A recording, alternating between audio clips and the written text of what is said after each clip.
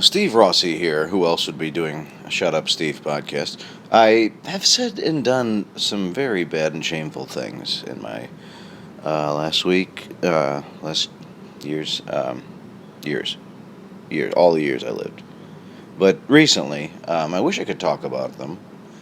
Uh, no, I couldn't talk about it. I can only admit the things that are, like I was telling a 2-year-old about my OCD, and I regret it. My little niece, asked me why I couldn't come over, why I didn't come over, and I was telling her that it's this thinking disorder I have.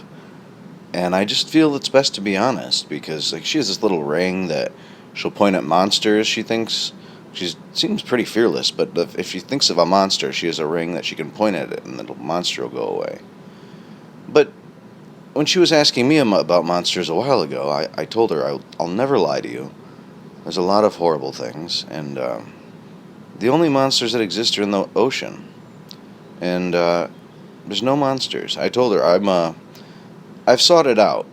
There's been times where I've been so isolated and so going through OCD rituals where I'm touching certain things, or I'm kind of convinced I'm gonna find like a portal in the wall or a vortex. I'm touching so many weird things because of my OCD. And you're like, what? I don't understand. I don't understand what you're saying, Steve.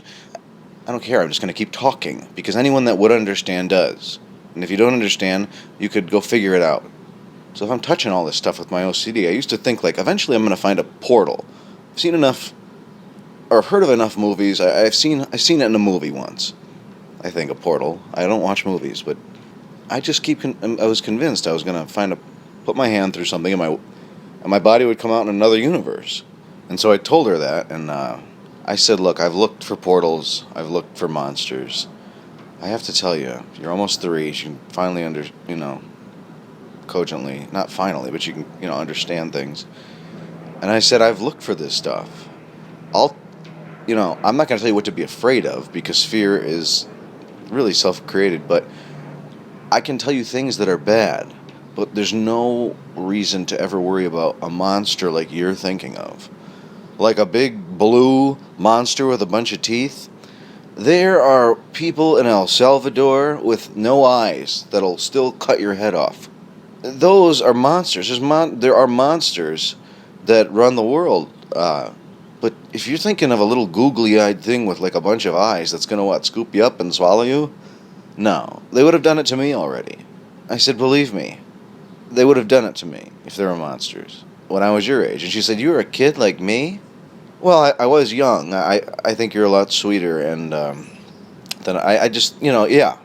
Yeah, I was a kid like you. And fish, in the ocean are monsters. So that's what I was saying about the OCD, why I told her that, because I feel like if you be honest about every last thing, then why would they ever question you? So if she asked me why I can't come over, I could say, oh, make up an excuse, I'm at a picnic, I'm not feeling well, but I feel like that would make her feel sad. And that's why I have shame and guilt over this. I feel like it could affect her negatively or make her feel sad. I was very blunt. I was more blunt with my 2-year-old niece than I'm being on my podcast right now that no one will listen to, because I have a hard time dealing with the word sick or disease versus disorder, or mental illness versus anxiety disorder. Psychosis is not what I don't deal with psychosis, but I deal with anxiety disorders. OCD is an anxiety disorder. My anxiety and/or depression are rooted in my OCD. It's all about obsessive compulsive disorder. I hate that OCD is 3 letters. OCD, OCD. A lot of people say to me, I have OCD, especially if I'm singing it on stage or wherever. I'll say, I have OCD. Well, I'm on stage. Please don't interrupt me. I was deflecting again. See, I'm deflecting because the words OCD and sickness and illness, because I'm highly capable of a lot of things. You can't live the kind of life I live without being highly motivated. That's part of the conundrum of this. Not the conundrum, it's part of the torture fucking conundrum. I believe I'm in a canard. Possibly a canard. More likely a conundrum. Yeah, I have the doors, windows open. It's 85 degrees out. It's not like everyone's sitting around a meeting saying, wait a second, we would have put this guy on the... I don't even know what I'm doing this for, on the air. What I do on the air? Like Regis, I just say hi on a morning show? Hi. I don't know what. I know it's an overplayed joke with me, and it's not even a joke. You're like, there's nothing funny. But what is he? What is Regis? What does he do? Saying hi on a morning show. Why does he do that? I'm trying to think of anyone else like him, where they're just like, hi. I say hi on a morning show, and he looks so weird, and he looks to me. I'm sure he's full of metal and robotics, and he's just got that little curly Q hair on the outside, and he was an NBC page and he went to Notre Dame, which I think that's where he developed his look at Notre Dame. They all kind of look like that there, that sort of froggish leprechaun. Anyway, I've been having a lot of guilt about telling my niece.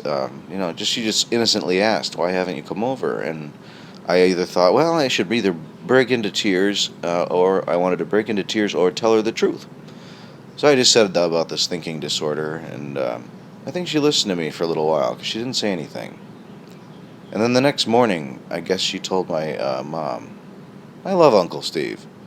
And if I was there, I would have interrupted. Now, Charlie, do you love me or do you pity me? I make an excellent boyfriend. People have an easy time. We get along. Never a cross word, never a confrontational word. I usually just go with the flow and let people feel whatever they organically feel, no matter how stupid or infantile or uneducated it might be, or even just ignorant. But often stupid. That's a stupid thing you said to me. I love taking something stupid like some girl I dated told me recently. I don't think we're on the same page. I'm more of a capitalist.